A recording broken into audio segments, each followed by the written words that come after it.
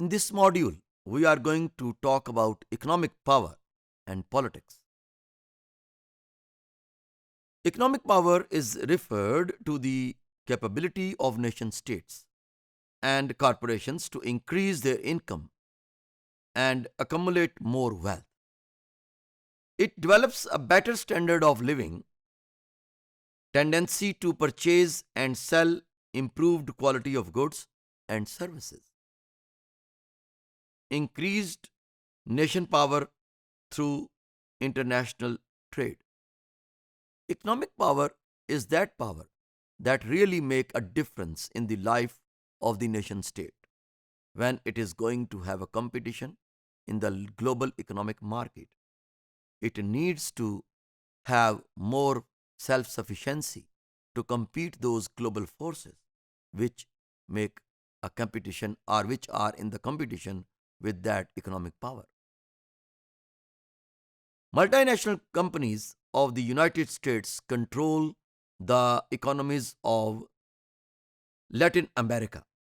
The case of Nepal and Bhutan is no different. Both are economically dependent on India. Developed countries follow the policies of economic aid in order to strengthen the economic power of developing countries in the world. That aid part is really an exploitative part of the developed world when they want to dictate the developing part of the world. In the contemporary world, economic power is an important tool of achieving political power. Wealthy countries are not only capable to influence other states through their military power, but also political diplomacy make a difference in the life of the global village. When few countries are holding the majority of economic resources of the world and trying to distribute those economic resources in their own way that based on an uneven status of wealth, it definitely creates different conflicts at international level. Examples of economic power: private wealth, corporations, land and property ownership, access to resources.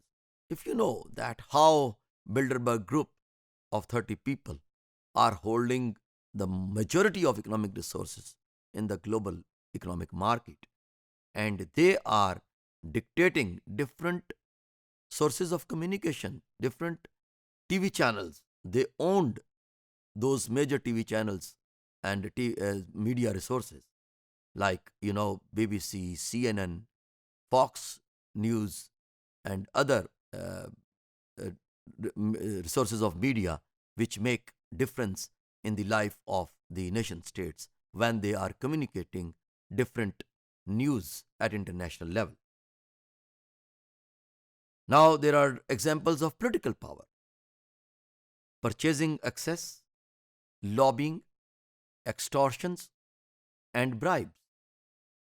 When there is lobbying going to happen, definitely they are going to bribe the individuals and maybe making some extortions. So this is how political power is making a political system, I would say, corrupt. So that political power sometimes corrupt the efficiency level of the system capabilities of a political system, and that makes the system dysfunctional. Liberal trade policies are promoted by the political elite. Changes in economic power are the fundamental drivers of politics. For example, the labor market performance determines the employment ratio and wages. If there is more economic activity, we see that how the transnational corporations try to recruit individuals to get more advantage or profit in that economic activities. And when there is a more movement of people in those economic opportunities, the wages or the salaries of the new recruitment is done by those business elite who are owning those businesses or economic activity.